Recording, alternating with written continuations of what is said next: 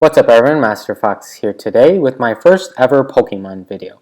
This video is aimed towards those people who are trying to get competitive again today, or maybe those people who have never been competitive but have played a lot of Pokemon, or maybe people who have never played Pokemon at all and want to learn what it's all about. So you guys want to be a trainer and battle at the competitive level, right? Well, first, you need a team. Just like in Yu-Gi-Oh, you need to pick up a deck and its foundation, most often based on some sort of archetype or strategy. Here, it's really no different at all. There are general classes of Pokemon, if you can call them that, I suppose. It is an RPG game, so you know there are things like mages, warriors, healers, clerics, tanks, anti-mages, etc., etc.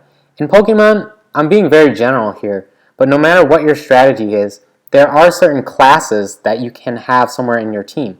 Of course, a single Pokemon can fulfill multiple roles at the same time too, but let's just take a look at the roles in general. Pokemon is no different than any other RPG. You have a couple of roles, and then each member of your team serves a certain role within your entire team, and your team is meant to synergize together in order to defeat your opponents. For this video, I'm going to be talking more about the Smogon style format because I know that the VGC follows a different style where they do double battles rather than the normal 6-on-6 one at a time. They do a 6-on-6, but then you choose 4 out of your 6, and then you go into a double battle.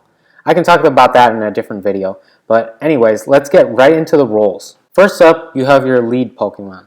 Pretty easy.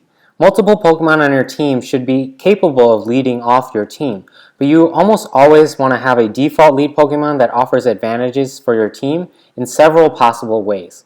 While in Gen 6, leads are kind of blurry now due to a couple changes in the game mechanics, so having a designated lead Pokemon may not be as important, but still, having your start Pokemon still helps you with your winning strategy and helps you kind of build your team around that. There are a couple broad subcategories that are part of the lead Pokemon. The first one is called a suicide lead.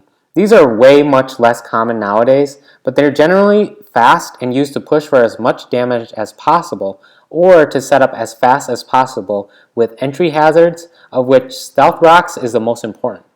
Suicide leads are less favored now, but in the past, Pokemon like Aerodactyl and Alakazam could function in this role. Azelf could function similarly as a Stealth Rock setter. Then, as I mentioned, you have a setup lead.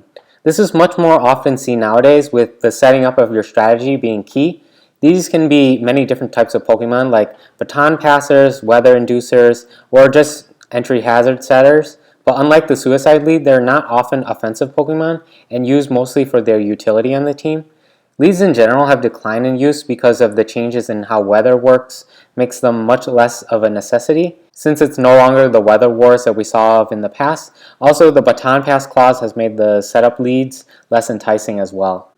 Then the last subclass of leads are things called anti-leads. These used to be more popular when leads were pretty well defined, especially when Ferrothorn was everywhere, so people would run fast Pokemon with strong fire-type moves meant to take out their opponent's lead Pokemon. Mostly Ferrothorn in the past. Or basically any lead Pokemon whose goal is to kill the enemy lead as fast as possible would fit under the anti-lead category as well. Overall, I think lead is still an important role to talk about and think about, but may or may not be a strict defining role for a Pokemon on your team. That Pokemon that you assign to be your lead, that might not be its only role. It's more important that you have a game plan on the first few turns and have 1 or 2 Pokemon that can execute that plan. Then we have the walls. Basically, these Pokemon are tanks. They can be broken up between physical and special walls.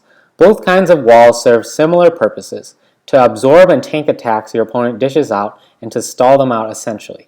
Oftentimes, walls will pack moves like Toxic or Will-O-Wisp alongside Protect to let the residual damage kill your opponent off, while you just sit there as a fat blob and heal up. This strategy is very frustrating and very effective.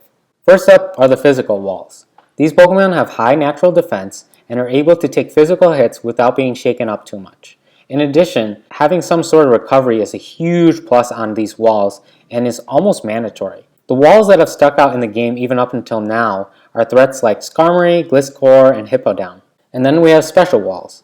These Pokemon have high natural special defense and are capable of tanking special attacks that your opponent tries to throw at you, ranging from Ice Beam to Thunderbolt. It doesn't really matter. These Pokemon are able to shrug them all off like nothing.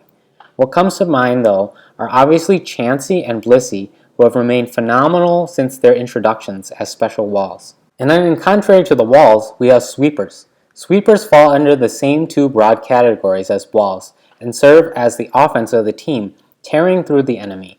They also have a class of specialized offensive Pokemon termed wall breakers, which are meant to tear through annoying blobby Pokemon like Chansey, etc., etc. And wall breakers aren't really necessarily sweepers, but they just serve their sole purpose of sniping through tough walls for your team and then setting up for your sweeper to actually tear through the rest of the enemy Pokemon. Wall breakers are a more specialized role, so I won't really go into detail on them here, but let's look at the general categories. So we have physical sweepers, pretty obvious. These Pokemon have high attack and attack with physical attacks. Many dragon types and fighting types fall under this category. As for the special sweepers, they have high special attack and use special attacks, surprise, surprise. Many of the electric, fire, and water Pokemon of the OU tier are special attackers. Last up for our classes, we have utility. These Pokemon fill a wide variety of roles, and the wall breakers I mentioned before might even be classified here by some people, because utility is just that, being able to serve different purposes that complement your team. They provide a nice core to any team and perform many roles from clearing hazards and statuses to inflicting them themselves. First up, a subcategory under the utility class, we have the healers/clerics/spinners. This is a very broad category, but it essentially covers useful Pokemon who can either heal your team with Wish, or remove status conditions, or clear out your opponent's entry hazards. Pokemon that fit under this category and work really well are Chansey, Blissey, Umbreon, Skarmory, Starmie. Starmie is a good spinner, Skarmory has Defog and can even set up rocks and spikes itself. Umbreon is good cleric using Heal Bell and is also really tanky. Blissey and Chansey are really good special walls, and they can serve a bunch of different roles. They can stall, they can inflict toxic, they are able to use Heal Bell for your team as well. So all these Pokemon are able to serve in their specific role very, very well. The next subcategory under utility are the hazard and status afflictors, also known as the annoyers.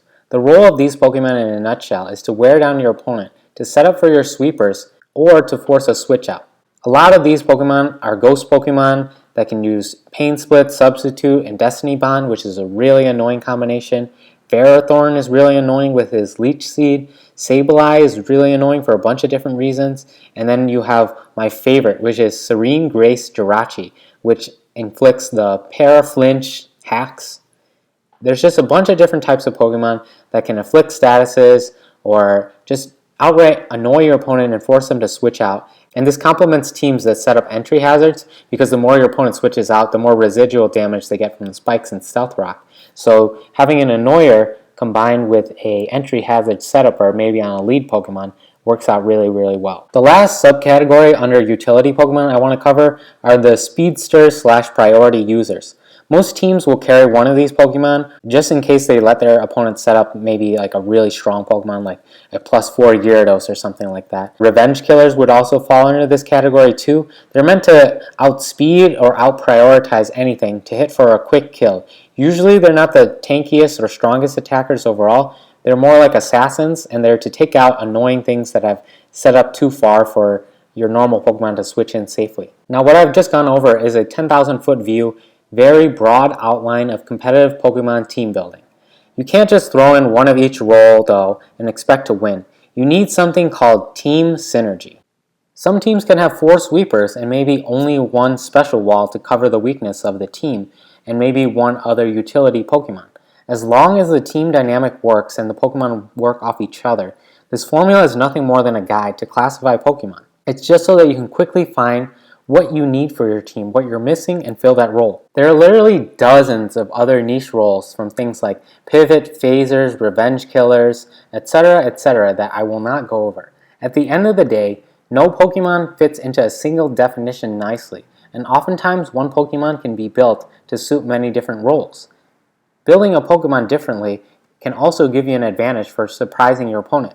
It's not optimal, but something like a special Gyarados will really catch someone off guard. I remember being caught off guard several times for expecting Gyarados to be a physical attacker, switching to my physical wall, and then remembering getting hit by something like an Ice Beam for a one-hit knockout. Team synergy ultimately, though, is what is truly important. Here I'll just give you a couple examples of Pokemon that work really well together for different reasons. A prime example, and a classic example I suppose, is Gyarados and Jolteon. Now, looking at this, you may wonder, how do these Pokemon work well together?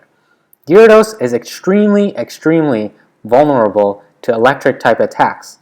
Jolteon, on the other hand, with its ability Voltazorb, does not care at all about electric type attacks. So you can use Gyarados as a so-called lightning rod to draw out your opponent's electric attacks, then switch to Jolteon and get your Voltazorb off and be completely safe. Jolteon, on the other hand, is very vulnerable to ground type attacks like Earthquake.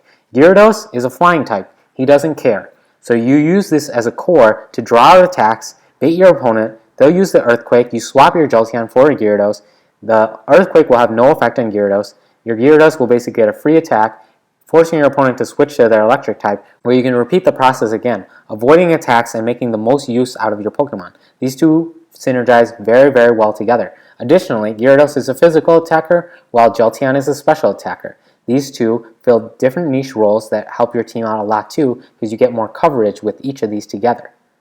Another very good combination is Ferrothorn and Heatran. I won't really explain this, but it's a very similar concept to Gyarados and Jolteon. Lastly, I want to just take a look at a couple of movesets that should almost be on every single team. The first one is very classic. It's called Bolt Beam, standing for Thunderbolt and Ice Beam, which gives you neutral coverage across the board and is a special neutral coverage. The second set is Edgequake, standing for Stone Edge and Earthquake, which gives you neutral physical coverage across the board. Bolt Beam combined with Edgequake gives you neutral, physical, and special coverage across the board, which is very good for every single team. I know this guide looks more at a balanced team composition, which is in contrary to the current metagame, which from my understanding is either hyper-offensive or very stall-based teams.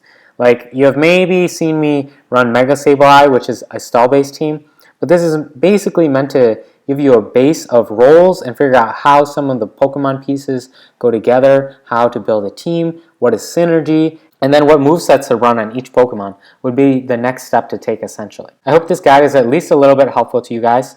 And that's pretty much it for this video. Tell me what you think in the comment section below. Give this video a thumbs up, and I will see you guys in my next video. Thank you.